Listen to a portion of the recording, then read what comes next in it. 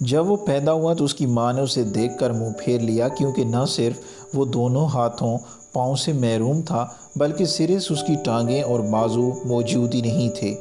اس وقت اس کی عمر 37 سال ہے۔ سوچئے اس نے پچھلے 37 برس بغیر ٹانگوں، بازوؤں، بغیر ہاتھوں پاؤں کے کیسے گزارے ہوں گے، اور وہ آج کس حالت میں ہوگا۔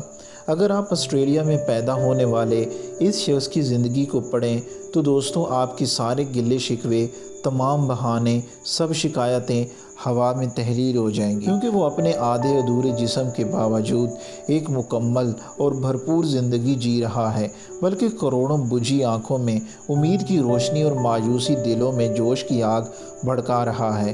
یہ 7 کتابوں کا مصنف ہے اور اس کی اکثر کتابیں نیو یارک بیسٹ سیلر فہرست کا حصہ بنی ہیں۔ اس کی کتابوں کی مقبولیت کا اندازہ اس بات سے لگائیے کہ یہ کتابیں دنیا کی 40 سے زائد زبانوں میں ترجمہ ہو چکی ہیں۔ وہ ایک موٹیویشنل سپیکر بھی ہے اور TED سمیت ہر قابل ذکر فورم پر اپنی گفتگو کے ذریعے لاکھوں لوگوں کی زندگیاں بدل چکا ہے۔ اس کے منہ سے نکلنے والا ہر لفظ امید اور زندگی سے بھرپور ہوتا ہے۔ اپنی تقریری سرگرمیوں کے سلسلے میں وہ آدھی سے زیادہ دنیا گھوم چکا ہے۔ اس نے 2005 میں لائف وداؤٹ لمز اور 2007 میں ایلٹیٹیوڈ از ایلٹیٹیوڈ کے نام سے ٹریننگ کے ادارے بنائے، جہاں وہ کاروباری اداروں، افراد اور دنیا کی مختلف حکومتوں کے اہلکاروں کو کامیابی کے گر سکھاتا ہے۔ اس کا میڈیا سے بھی گہرا تعلق ہے۔ ہر قابل ذکر سوشل میڈیا پلیٹ فارم پر اس کے لاکھوں فالورز ہیں، جنہیں وہ اپنی گفتگو، ویڈیوز اور تحریروں کے ذریعے بہتر اور خوشحال زندگی جینے کی ترغیب دیتا رہتا ہے۔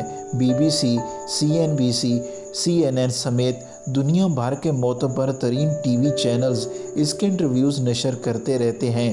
اس نے محبت بھی کی اور شادی بھی۔ اس کی بیوی ایک خوبصورت آسٹریلوی ماڈل ہے۔ ان دونوں کے 4 ہنستے کھیلتے خوبصورت بچے ہیں۔ یہ اپنی خوبصورت بیوی اور بچوں کے ساتھ کیلیفورنیا، امریکہ میں اپنے عالی شان گھر میں اپنی من پسند زندگی جی رہا ہے۔ اس شخص کا نام نک ووجوئک ہے۔